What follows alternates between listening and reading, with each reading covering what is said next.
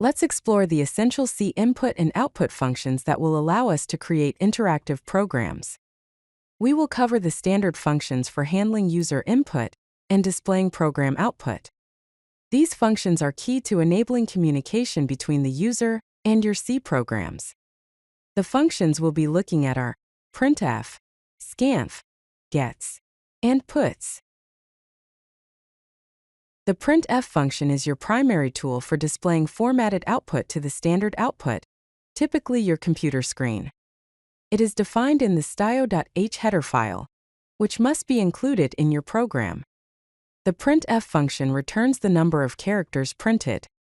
It uses format specifiers, such as %d for integers and %f for floating point numbers, to control how data is displayed. Printf also supports escape sequences like \n for new line, allowing you to format the output effectively. Here's a basic example. We include the standard input-output header file.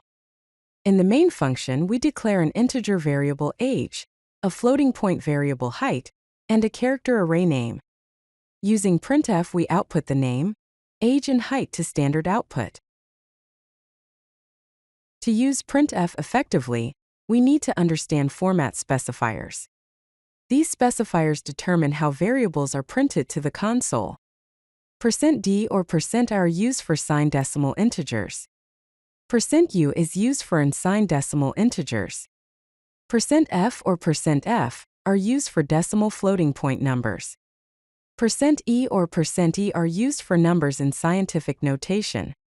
%c is used to print a single character. %s is used to print a string of characters. %x or %x are used to print hexadecimal integers. %p is used to print a pointer address, and %% is used to print a % sign. Here's an example showing how we can use these.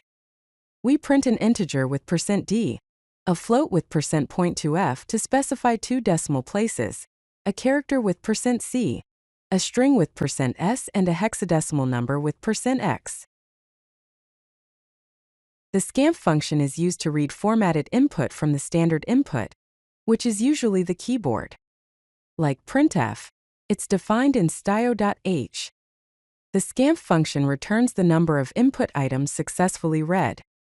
It uses the same format specifiers as printf, like %d for integers and %f for floats. Importantly, scanf requires memory addresses, or pointers, for variables to store the input. This is done using the ampersand, an operator before the variable name.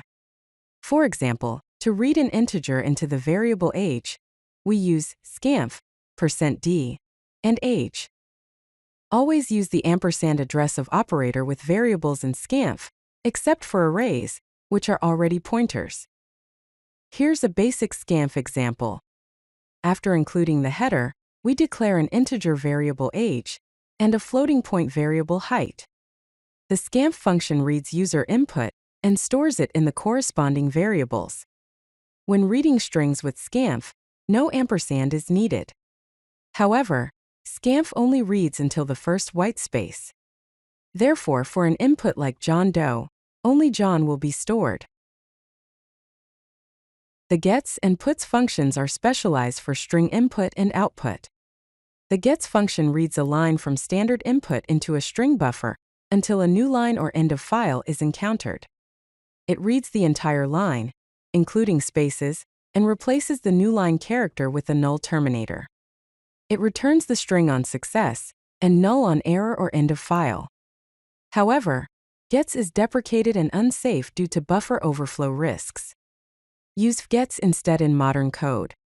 The puts function writes a string to standard output, followed by a new line character. It outputs the entire string and automatically adds a new line at the end. It returns a non-negative value on success and OF on error. Puts is simpler than printf for basic string output. Here's an example of each. The gets function, as shown, is used to read a full name, including spaces. Puts simply prints a string hello world, followed by a new line character. To write robust and secure C programs, Following best practices for input and output is very important. Always check the return values of I/O functions to handle errors. Use fgets instead of gets for safer string input, as fgets prevents buffer overflows. Clear the input buffer after scanf to prevent issues with subsequent input. Specify field width in scanf to prevent buffer overflow. Validate user input before processing to avoid unexpected behavior. Some common errors to avoid are forgetting the ampersand operator with scanf, using gets which can cause buffer overflow, not checking if scanf successfully read input, mixing different input methods without clearing the buffer, and using wrong format specifiers for variables. Here are some more examples. To safely read a string, use fgets.